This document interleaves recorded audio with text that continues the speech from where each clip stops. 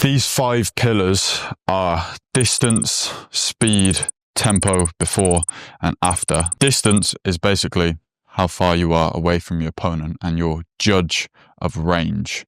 Your ability to switch between the 5 different ranges in boxing. That's outer range, edge of range, long range, medium range, and short range effectively so that you can hit your opponent and they can't hit you. So you're selecting the correct ranged punches for the range that you're at. Now this basically comes from experience, but obviously you can't just, get more experience quicker. Well, I suppose you could by training more, but that still takes time. But what you can do is work on specific things to improve your judge of distance. And that is making smaller adjustments with your feet when you're either sparring or doing certain range management drills. So a great range management drill is the fencing drill, where you'll face your partner and they'll basically dictate where you move and you move subsequent to where they move, and you basically try and maintain a certain range. The better you get at doing this, or the more often you do this, then the easier you'll be able to see what range you're at for what punches and when not to throw or defend. Speed. Okay, now speed is super important.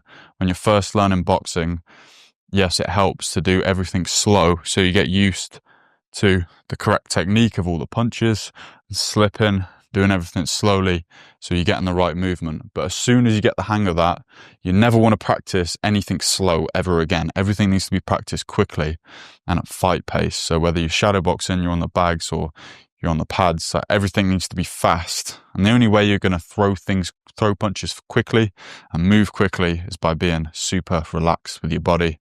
And once you get the hang of this, then you can have effortless speed. You just need to know that everything's just coming off the twist of your body like this, and all your shots can just come off this rotation, as opposed to thinking that you need to tighten up to throw big power shots. Just relax your arms, just let the shots come off the body. Okay, this is how you're going to develop good speed. Otherwise you're always going to be slow, because that's what I was like.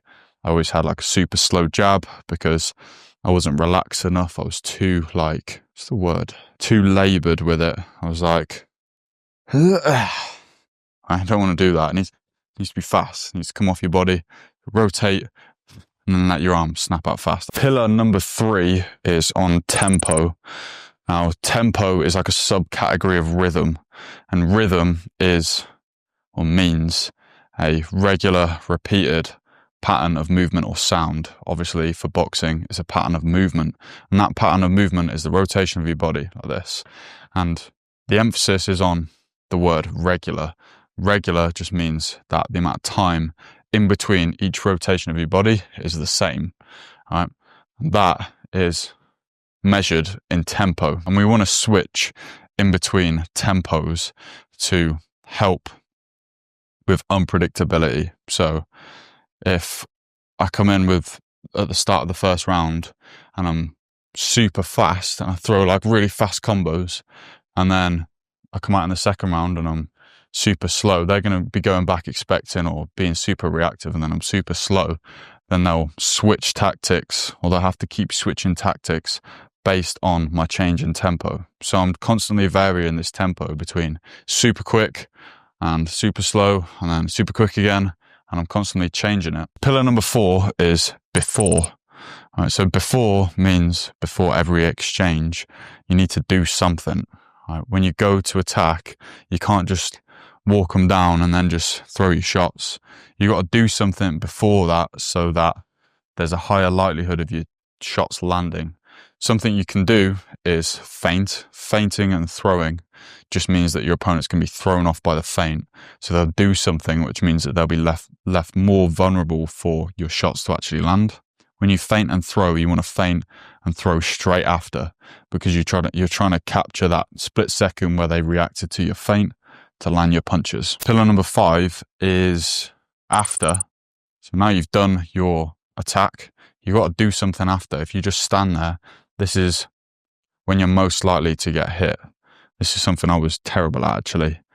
I'd just throw my combo, land my shots. I'd do something before, land my punches, and then I'd just be like, that was all right. And then I'd just get banged, well, not banged out because got that iron chin. But then I'd just get caught with a punch, right? So you always got to do something after. As soon as you throw in a combo, defend and like take an angle or just do something so that you don't get hit. Another thing you can do is after you've thrown a combo, step in and throw another one. That's called a double attack. You do a triple attack, you do it again, you can just keep doing it. That means that your opponent's not going to be able to throw punches back because you're already throwing. They'd have to time you, or they'd have to think about defense because you're stepping in again. Or you could throw your punches and then you could defend and then you could throw punches again. That's called a two-phase attack. So attack, defend, attack, or three-phase, or as many phases as you want. If no one's ever shown you how real fighters train, like how the body works or how the skill is built, then why would your training ever get you there? The truth is, most self-taught YouTube boxers never get far. You're piecing together random drills, following conflicting advice from B-Tech coaches, or worse, fitness boxing coaches who preach about styles without ever building real fundamentals. You train hard, show up and put in effort. But if you're still not seeing real results, don't question who you are, question what you're doing. If it's been 6 months or longer and you still look like a beginner, something's wrong, not with your potential, but with your path. Luckily, there's one simple decision you can make today that puts you on a different path. A path that leads to finally being able to say, I'm a boxer, without slightly cringing at yourself. A path where you can last 5 full rounds of sparring with confidence, punch incredibly hard using barely any effort, and understand boxing so deeply that you can self-correct without a coach in the room. That one decision gives you access to a complete system built from first principles, battle-tested, and proven to deliver results like this. You'll have access to constant coaching, feedback, and guidance, all in your pocket, 24/7. And ultimately, you'll walk away with real knowledge and implementation in all 3 areas that matter: tactical upgrades, biomechanical mastery, and the fighter's mindset. This is the path. Now it's yours to choose. The decision is simple. Join Hybrid Warrior Elite's Fight Camp Edition 3. It's 12-week, fully structured system designed to turn committed beginners into real fighters. You'll follow a week-by-week progression that builds your skills from the ground up. Enrollment is open now, and we start on Friday, July 4th. And because every fighter gets personalized feedback and coaching, spots are limited. Once we reach capacity, enrollment will close, and it may never reopen again. Click the link in the description of this video to reserve your spot.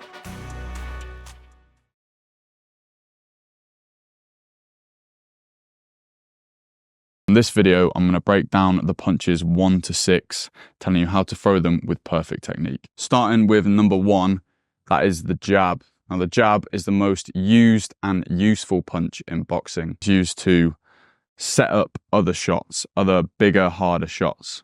So we get into our boxing stance, 60% of the weight on our back foot, 40% on the front foot.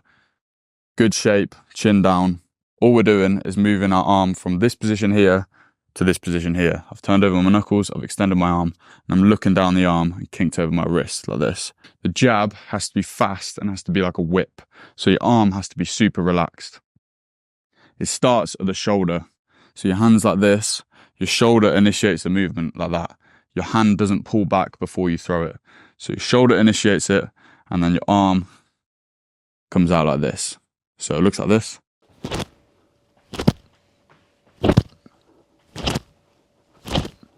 All I'm doing, starting with the shoulder, and the shoulder's just pushing my arm out like that. It's like a wave of energy going through my arm, straight out into the knuckles, which I'm turning over and kinking my wrist. I'm maintaining shape as I'm throwing it, keeping my hands high, keeping my elbow tucked in. A good tip for the jab is we keep our hand open until it lands on impact. Even then, you don't necessarily need to clench it up. The idea is to keep it nice and relaxed, and it needs to be fast so our opponent doesn't see it coming, and it helps us line up the other shots, like the right hand or the left hook. Number 2 is the cross. I want you to focus on maintaining weight on your back foot. So remember, heel off the ground slightly, keeping that weight back throughout the duration of it. We're rotating our hips from this position here, the neutral position, to this position here, which is the rotated position. From here to here, our arm doesn't move. it stays like this, but it stays relaxed, cocked and ready to fire. So we rotate to here. As we get to here, we let our arm just spring out like this, right? Best way to learn this is keep your upper arm still and just let your arm drop like that under gravity. This motion here is the exact same motion as when you throw it. You notice my head isn't coming forward. I'm not transferring the weight onto the front foot. You can tell this by the fact I'm not straightening my back leg. My back knee is at the same angle at the start of the punch till the end of the punch. Stays here, it just rotates around like this. Still the same angle here as it was there. There's still the same amount of weight on it there. Your arm needs to be super relaxed right until the moment of impact. All joints are fully extended and I'm sort of trying to drop my knuckles onto the target. So my wrist goes in a straight line from A to B, but the extension of my arm is what whips my wrist down and lands on the knuckle. That's what I mean by dropping it in. So as my arm extends, my wrist will kink over naturally and I'll land on the knuckles. We want to try and aim to land on the knuckles with all of our punches, because if you think about the surface area you're transferring all that force through, the less surface area there is, the more pressure there will be and the greater damage it will do. Number 3 is the left hook, or the lead hook if you're southpaw. Now, the lead hook, the best way I can explain it is like this. You're in the neutral position. You can't throw the lead hook from this position because you over-rotate and you'll lose stability in this front leg. Therefore, you have to rotate to this position. Then you bring the arm up here, roughly 90 degrees, depending on the range at which you're throwing it at. I'm going to have my palm facing down. I'm going to have it facing me. And I'm just rotating back from this position, back to that neutral position, and no further than there. That should be enough to land my punch. If I rotate any further, then I'll lose the stability in this knee as it will cave. You'll see a lot of people, they teach it pivoting on that front leg. Just try not to do that. Just make sure you get the hip rotation right. People teach that because they're trying to teach the rotation of the body. But if you can just rotate your hips from here to here without moving that leg, which you don't need to do, then you'll throw a much more effective left hook. So remember, I'm keeping my shape, keeping my weight on the back foot. 60% of the weight is here. Rotate into this position. As I do that, I'm bringing my hand up, bringing my hand out like this. And then as I rotate back to here, my shoulder should pop slightly. Not like dislocate or anything bad, but as I'm rotating this way, the natural flexion of my shoulder is what's going to bring around my hand a little bit quicker. So as I come to here, as I'm coming backwards, as I'm coming back to this position, my shoulder will come first naturally because it's a joint, and then the rest of my hand will come round, the rest of my arm will come round. And that little pop there is what speeds up my knuckles and does more damage. Next one is number 4, and that's the rear hook. Now, the rear hook's very similar to the lead hook. All we're doing is we're starting in this neutral position, but we're bringing our hand up to here. Our elbow is the same height as our wrist, and we're just rotating from here to the target, which is this rotated position, the starting position of the left hook. That's how you can make your punches flow together. So bring our hand up here, rotate to there, and then we're just bringing our hand back to our chin as we rotate back to this position. The same thing applies with the ranges. I can turn my knuckle over like that, and it'd be a longer range shot, or I can turn my palm facing down like this, mid-range, or close range like that. We're trying to maintain this same angle of our arm. If we change the angle of our arm as we're throwing the punch, then it will have nowhere near as much effect, and you'll probably fuck up your elbow. So as you bring it into position, keep that same angle and rotate. The same thing with the shoulder. As you're rotating, your shoulder might flex a little bit and bring around your arm a little bit quicker. So that's only going to be a good thing because you'll hit the target with much more speed. Number 5 is the lead uppercut. The lead uppercut is probably the hardest one to throw out of these 6 punches. And it's the same principle as a lead hook. We're rotating our hips from here to here. As we do that, we drop our hand. Our elbow should be just on the side of our body like this. and our palm should be facing upwards. So as we rotate to here, we drop our hand to this angle of our arm as well, about 90 degrees like that. As we get to this position, that same shoulder flexion allows us to initiate the movement. So as we go to here, our shoulder should start to initiate the start of this lead hook. As it does, we're bringing our hips back into the neutral position. As we do that, we bring the punch up vertically. So I rotate to here, shoulder flexion, then I bring it up like that.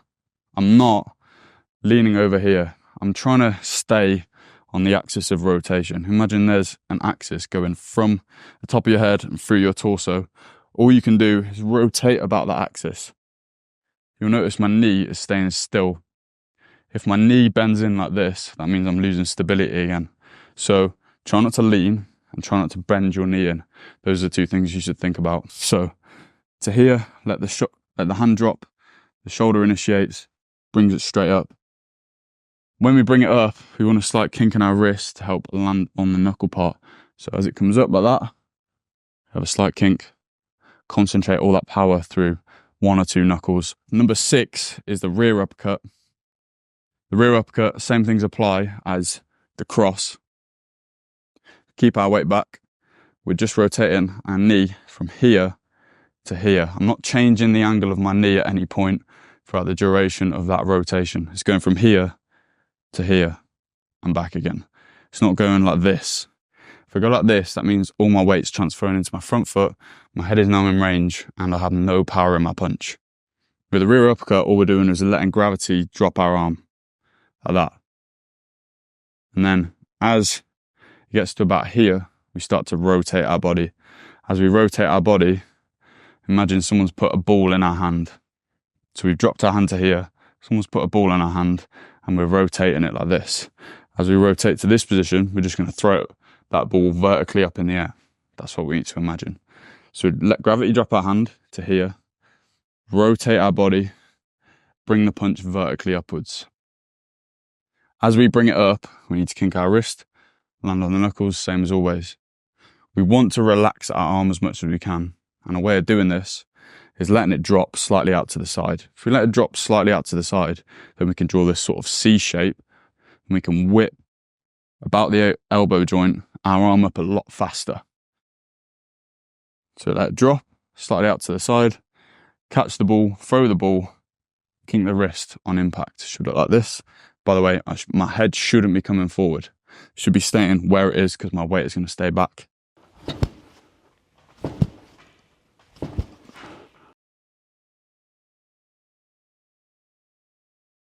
Okay, so the most likely reason why you have to put so much effort in to generate probably not that much power is because you got the perception of throwing a punch wrong. Right, so you need to change, you need to do some paradigm shifting here. Right, and that starts with understanding that a punch comes from the ground and not from your fist. Okay, most people think to generate power, the punch comes from the fist, so I need to contract all the muscles in my arm so that I can exert a bunch of effort into the target, but that's not how it works. We need to go back to some Taoist Wu Wei principles here. It needs to be effortless, and it doesn't take a lot of energy to throw with a lot of power. Once you understand that the body is split up into 4 different gears for pretty much every punch. Okay, so the first gear, well, now we'll start at the ignition. So the ignition of a punch comes from pressing into the ground. For rear hand punches, that's usually when we drop our hips, right, like this, from relaxed legs to catching our body with tense legs. And as we do that, we can press into the ground with both feet, but predominantly the rear foot to transfer body weight forwards, but into rotation, okay? We don't want to throw ourselves forwards, but we can combat this by stepping as we press into the ground, like that. So just like a little step with rear hand punches. It doesn't have to be much, just a little step to catch our body weight as we turn that into rotation is enough. For lead hand punches, we don't really have much of an ignition apart from using our hips and pushing into the ground with our lead foot to open our hips. All right, so when pushing into the ground with our lead foot in this position, my hips are already closed here or rotated this way, like I've thrown a rear hand. When I press into the ground with my lead foot, right, I can open my hips with a lot of force, and that's our first gear or our ignition. The next bit is turning the hips, and the hips, we'll call them the first gear. So I already touched on that with the lead hand punches, but with the rear hand punches, once we've pressed into the ground, that kinetic energy travels up our back leg, turns with our back knee and rotates our hips. All right, I want you to think of each of these gears as their own like sub-components of the body, and they operate on sort of different planes to each other. So your hips can go, let's just say they move independent of the rest of your body. And the rest of my body still, my arm hasn't moved, but my hips are moving. And when I do this, there's a stretch across here.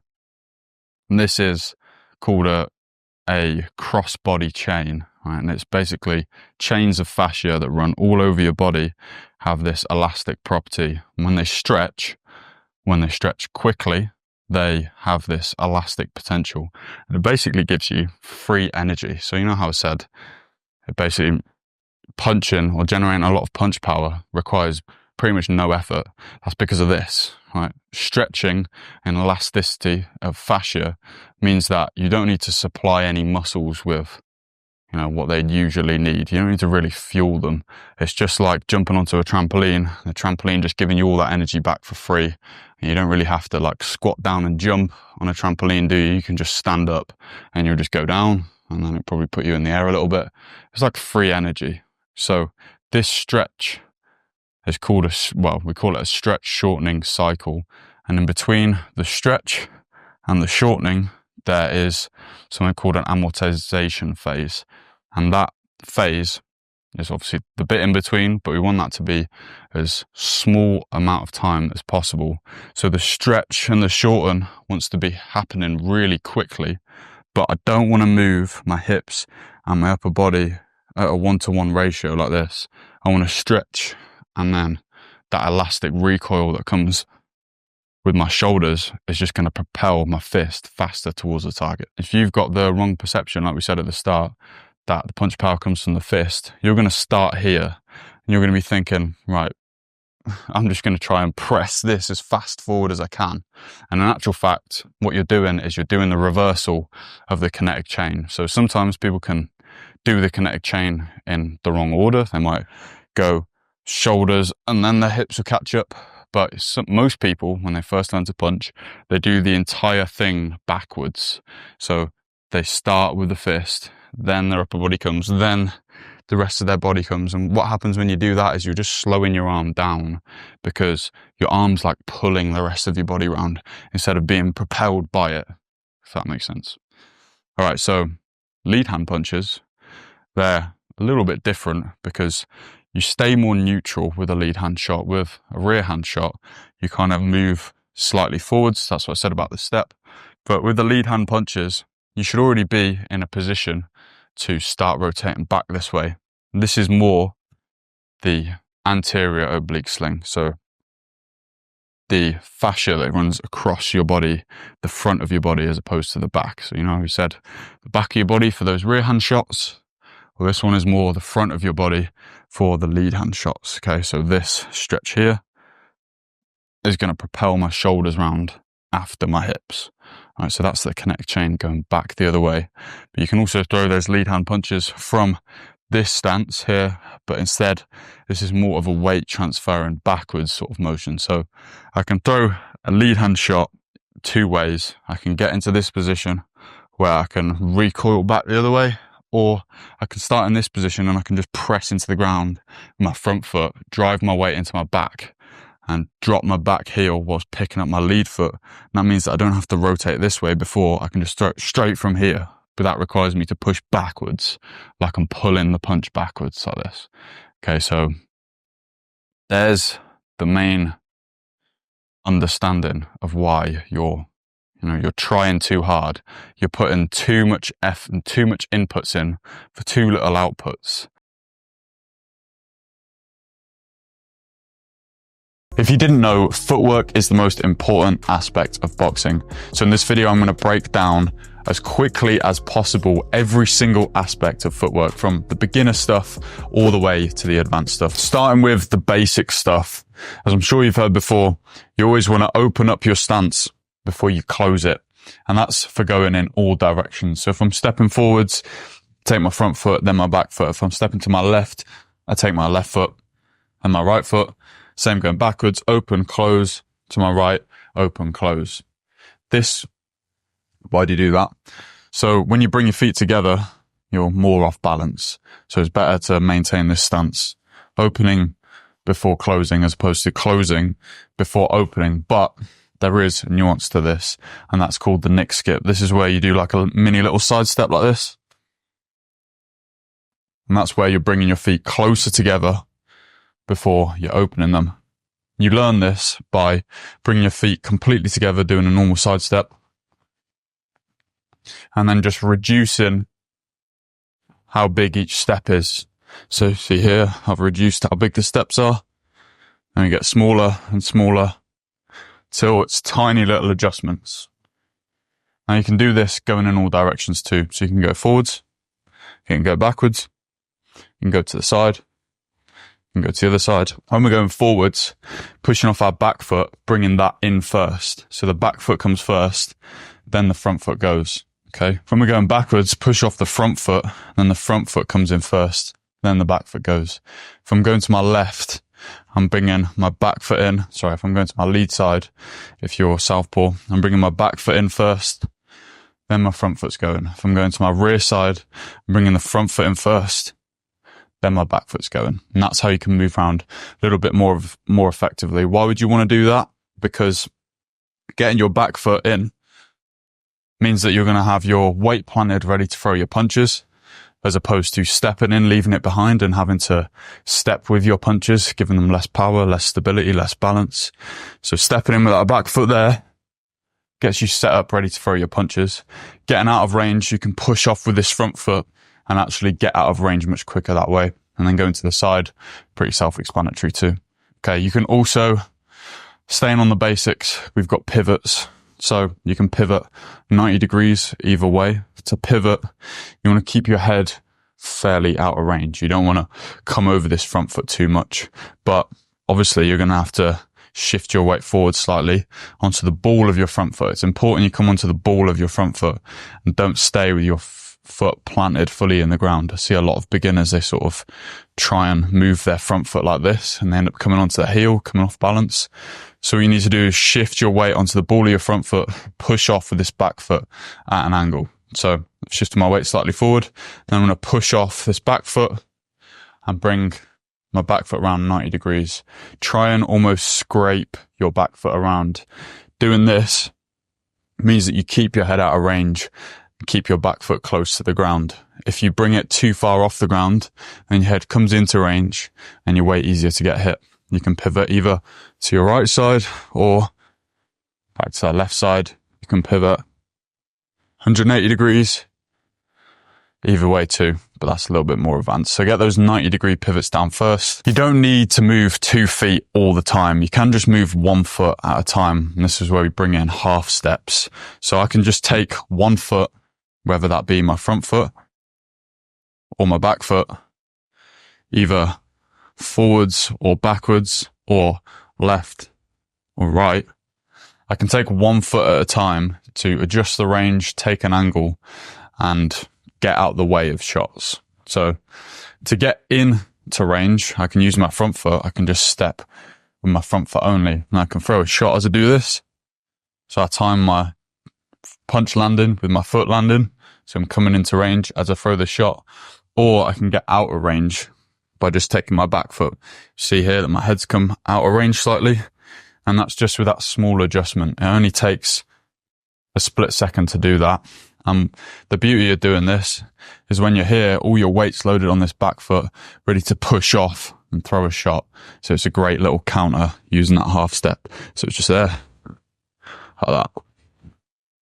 Going to the sides with a half step is great for taking angles. So I could step with my rear foot out to my rear side, and then automatically I've taken an angle ready to throw punches. Imagine my opponent's thrown a jab at me and I time their jab as a step with my rear foot, their jab's gone over my shoulder, and now I'm at a great angle to throw a cross. So taking one foot at a time is a great way of maneuvering around or on the edge of range in particular.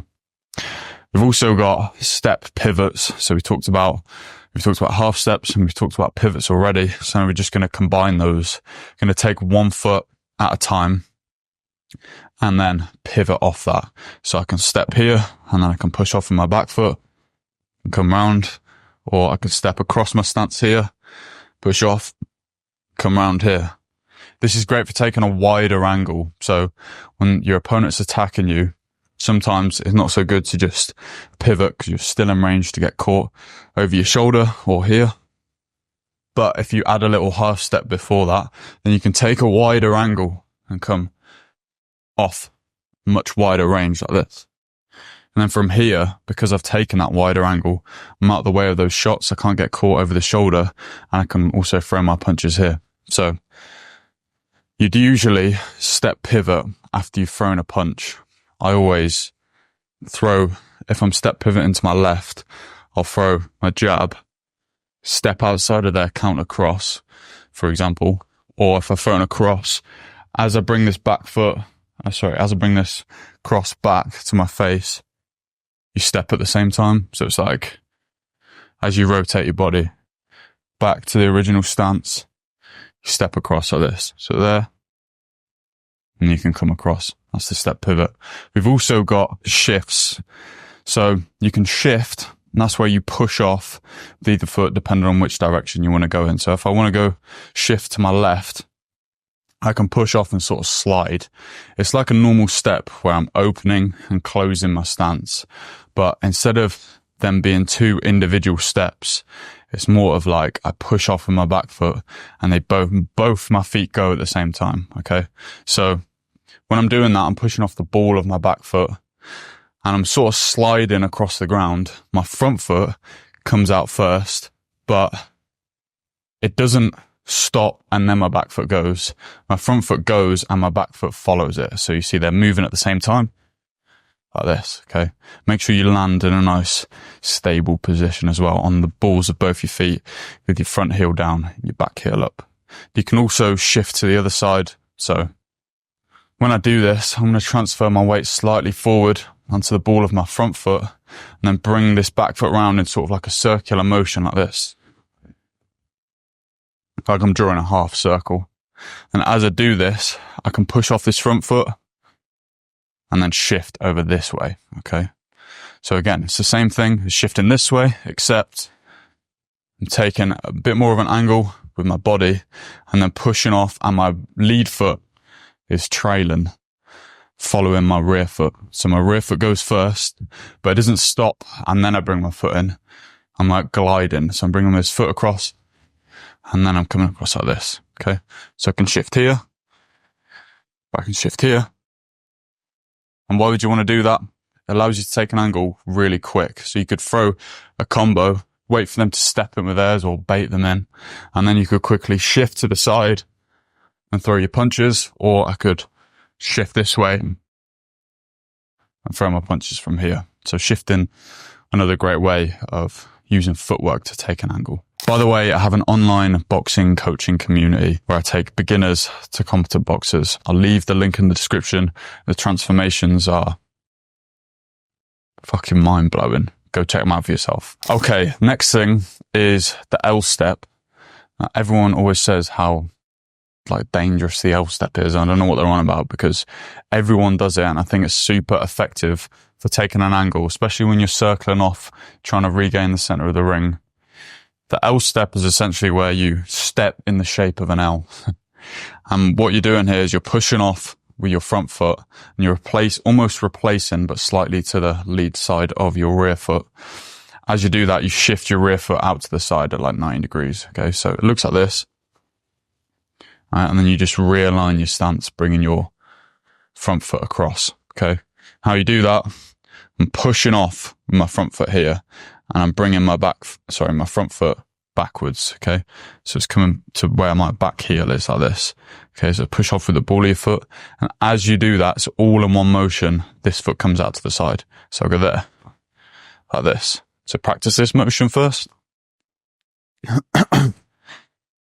And then from there, you just push off with your lead foot and come across like this.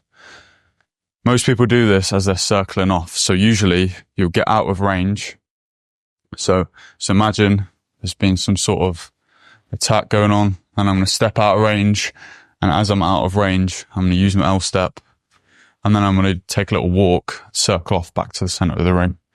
Okay, so coming out of range, use the L step, and then I'm walking around, coming back to the center of the ring. Okay, so that's where you'd use the L step. You can also combine that with a bit of head movement. So I can, if I am kind of in or close to being in range, I might want to add a little bit more defensive responsibility and take my head off the center line as I do it. So as I bring my front foot backwards, I'm going to drop my head off to the side here where it comes over my rear foot like this. So I'm just going to go there and then step across. All right. So take your head off the center line. You can do that as you L step, come out of range and then come round.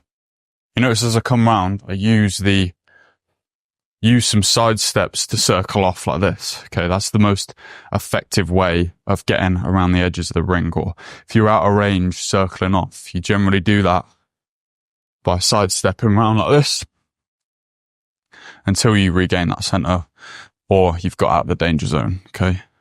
Avoiding those corners. Okay. So that's the L step. What else have we got? We've got step shifts. Step shifts are combining a shift. So it's kind of a different sort of type of shift, but we'll get into that with just a normal step. So let's go into our rear side first.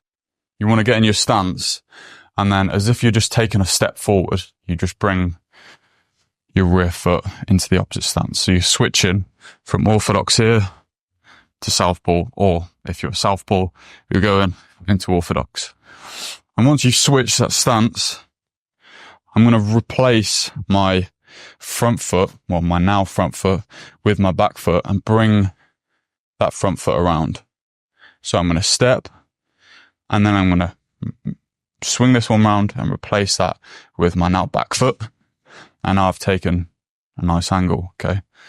As you do this step, shift your head to the side. So you're slipping to your rear side as you step. So you go there, like this movement. And then from there, shift over. Like this. Okay, so stepped. And from here, I'm using my head as more of like an anchor point to bring my feet around. Okay, so my head's here. I'm sort of just shifting my body around my head. Okay, so my front foot is going directly in front of my back foot. That's where that's going to. And my back foot is just going where my front foot is. So from here, I'm here. I'm at like the opposite angle to where I was. I was facing this way. Now I'm facing this way. But that's where my opponent is. They're right in range here. So you want to do this when you're on the inside, and it's got to be quick as well. You'd usually do it after they've thrown across, or if they're southpaw, across also. All right, so I'll step. And from here, I'm already on the inside, my opponent's here, and I'm just taking that angle to here. And now I can throw punches on the inside, or I can move around, circle around them, and they'll just be following me. The idea of footwork on the inside is to try and get your opponent always following where you are. So they're constantly like trying to figure out where you are. And as they're doing that, you're just bopping them in the nose. All right. So you're constantly circling around them like this. If you can just constantly change the angle and they're following you, whether that's you go into your lead side or you go into your rear side and you're constantly switching, then their focus is going to be on where you are and your focus is going to be hitting them. So that's where you want to be. You can also do this, go into your lead side. So I can just take my lead foot again, slip as I do that to here, and then push off with my back foot. You see I'm on the ball of my back foot here. Just push off with my back foot and replace where my front foot is with my back foot. So step, push off, and replace. And from here, still in my stance, I'm nice and comfortable, still in my orthodox stance. Now I can rip in those tight bent arm shots, uppercuts and hooks on the inside, go into the body.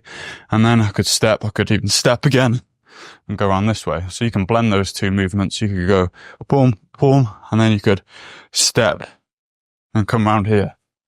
And that's how you can see, along with those step pivots and shifts, how you can just constantly take those angles. Combining head movement with footwork makes you very hard to hit, because as you know, you should either be moving your feet, my head's already moving like this, or if you're still, you should be moving your head. Okay, slips and rolls, pulls, all that sort of stuff. But if you can combine them, then you're going to be super hard to hit.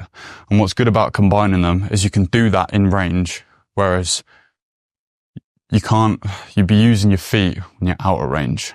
That's what makes you hard to hit. But if you're in range, you can be using your feet with that head movement, so you can stay in punching distance and you can get off your shots a lot better and be even harder to hit. Lomachenko does this really well. He's like constantly moving his head whilst he's moving his feet and just constantly picking you off. Okay, so it's pretty tricky to do, but I'll just break down the fundamentals. You want to time your slip to your lead side with a step with your lead foot. So it's like that. And as I'm stepping the back foot in, I can slip that way as well. So go there and there. I can just repeat that going forwards. You can also do rolls. So I'm stepping, doing one single roll per each step of my foot. So as I'm stepping my lead foot, I'm coming down and I'm rotating my body, because remember it's a roll. So we're going from our neutral stance to the rotated position. As we get to the bottom, my lead foot's landed. And then as I'm coming up out of it, see I've rotated from here to here. As I'm coming up out of it, I should be coming up to my slipped position where my hips are in this position. So they've gone from here to here during my knees going down. Okay, so I'm blending that rotation with the steps and with the dip in my knees. All right, we can do this going backwards as well. So from here, I can step back, rotate back to this neutral position as I bring my lead foot in. Now, it's also important when we're stepping with our rolls is we don't want to rotate too much, because you can blend, obviously blending footwork and head movement, we can make a roll out of that. My head is still rolling, but I haven't rotated my body at all. And I can kind of do this going in any direction. Okay, I just kind of need like a little dip and the footwork combined with it. So play with that as well. We can also, other ways we can combine head movement and footwork is taking all of our trunk defenses, like slips, dips, rolls, and then taking a bunch of foot defenses and just mashing them together. So a trunk defense could be stepping to the side, and I could combine that with a slip. So as my back foot lands, I've slipped to here, realign my stance to here. All right, so it's a slip step, or I could go the other way. Or I could dip and pivot, so I could go down as I'm pivoting around like this. So I'm going under a shot as I'm taking an angle. For that, you want to shift your weight slightly forward, so you have a sort of better weight distribution to push off round like this, going both ways. Then we can also combine like the stuff we've learned in this footwork session with just little head movement tricks. So like slips with half steps, for example, go in any direction. We can do add in the slip to step pivot, so I can follow where my foot goes, take my head off the center line further, like that. There's plenty of things you can do. In this video, we're going to go over the most effective head movement drills and how to perform them with correct technique. Starting with knee touches. So a lot of people have a problem with slipping, like they don't know how far to slip, they don't know how to move their body in a way that takes their head just enough off the center line. Well, knee touches are super useful for giving you a reference point for this. So take your rear hand and put it on your lead knee. This is a lead slip, and then take your lead hand, put it on your rear knee, and this puts your head in the right position for a rear slip. Now we just want to go back and forth between them, using the rotation of our hips naturally to touch our knees, fully extending our arms as we do this as well, so you're not going too far. Okay, so fully extending the arms, going side to side. Once you get used to this movement, then just bring your hands up, and that's how you slip. We can use that in the other drills. The first one being slip, slip, roll. So we can touch our knees, slip, slip, and then from here, I'm going to roll to this position here, right, to give you a reference point again. And from here, I'm going to slip to here, slip to here, and then roll back to the other slip position here.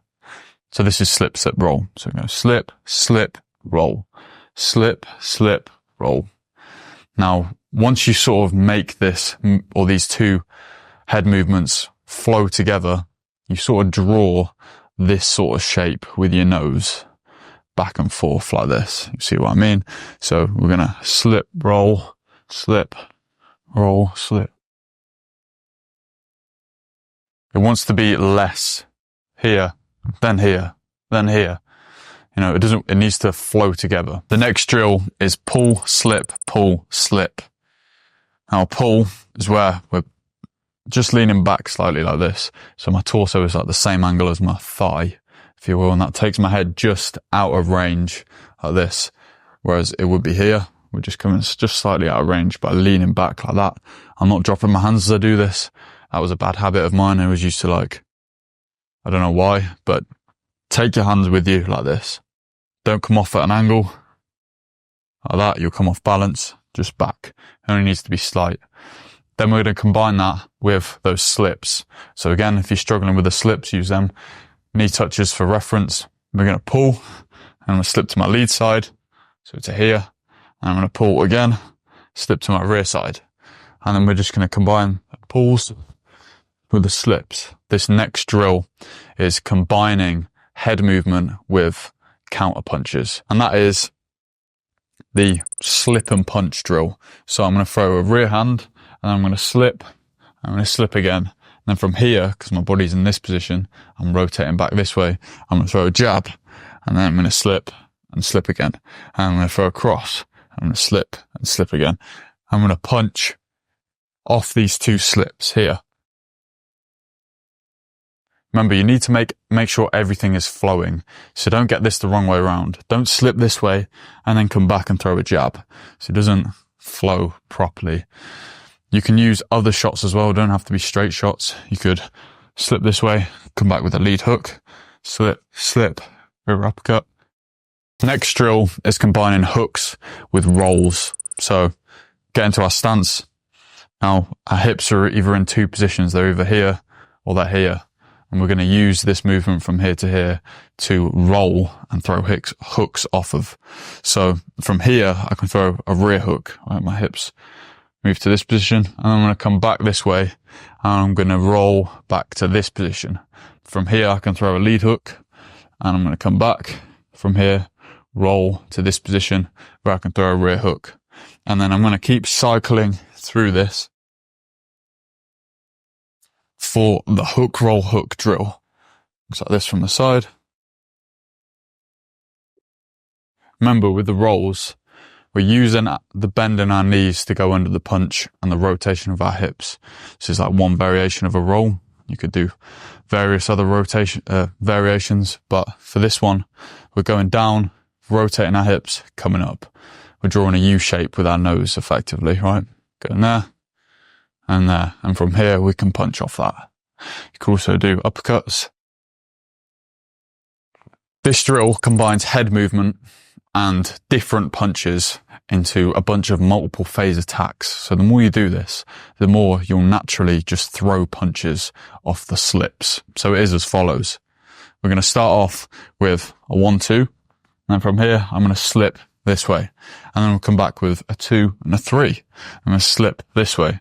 And then a 3 and then a 4. I'm going to slip this way, a 4 and then a 5.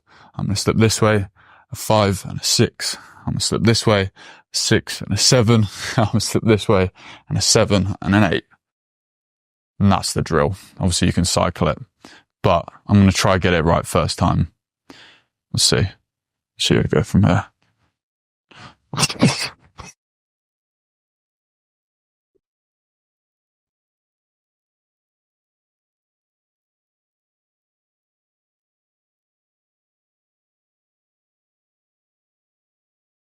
By the end of this video, you will know how to see punches coming because you will understand what happens in the brain when you see a punch coming towards your face. You will know how to turn your flight response into a fight response. And also at the end of the video, I'm going to teach you how to think in the ring. I've identified 2 different avenues that your brain takes when reacting to a threat or a punch. Okay, you've got your prefrontal cortex and you've got your amygdala. We're going to start with the prefrontal cortex. This is like the part of your brain that you use to create New Year's resolutions or plan a holiday in advance.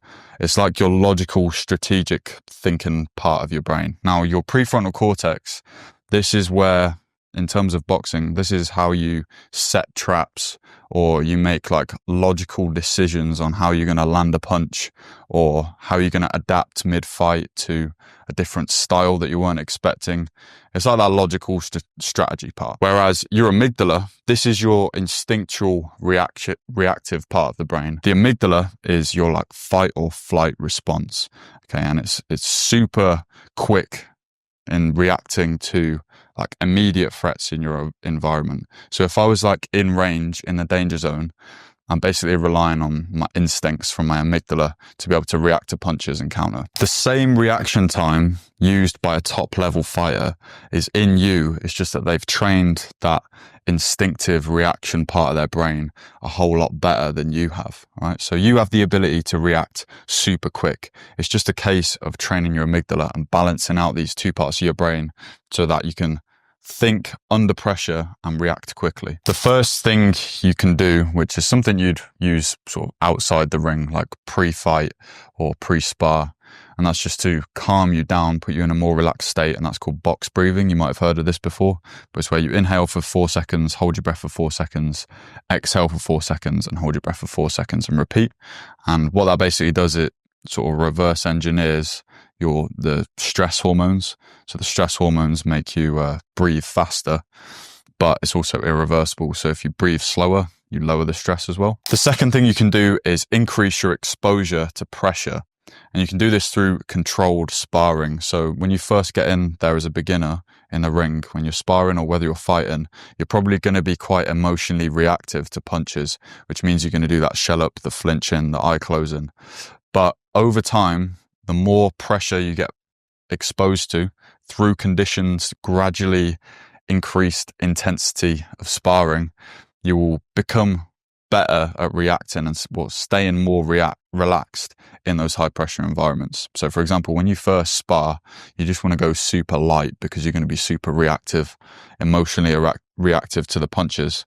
But then over time, you can build up the intensity to the point where you're always calm.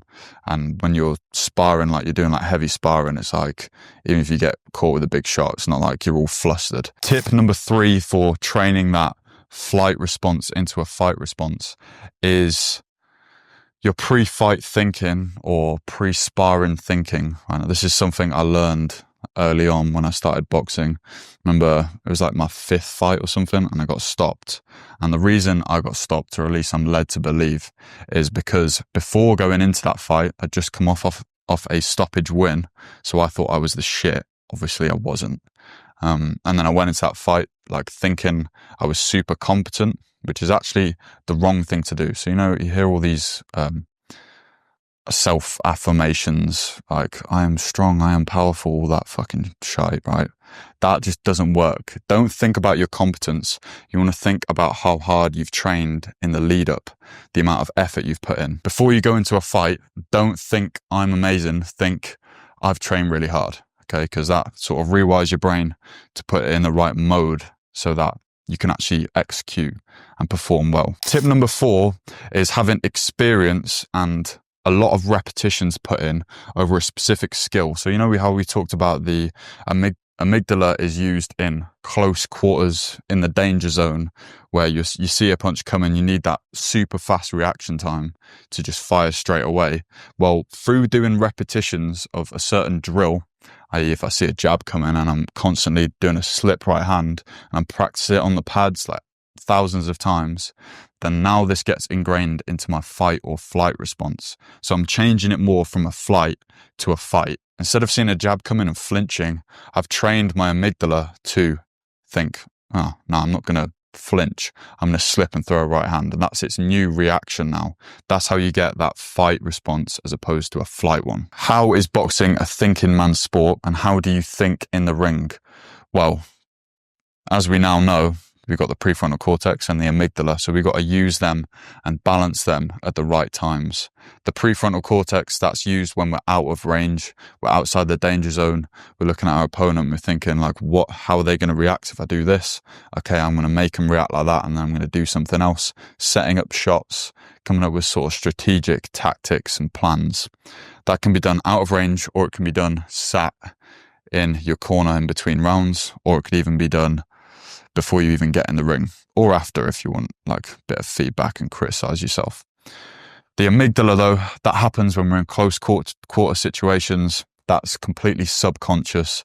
It's just how our body naturally reacts to a threat. And this should only be relied on once we've done thousands and thousands of repetitions like we talked about. Being able to balance this amygdala, instinctive, super fast reactions with our logical, strategic thinker part of our brain, our prefrontal cortex. Being able to balance them well makes a good thinking brain for this sport.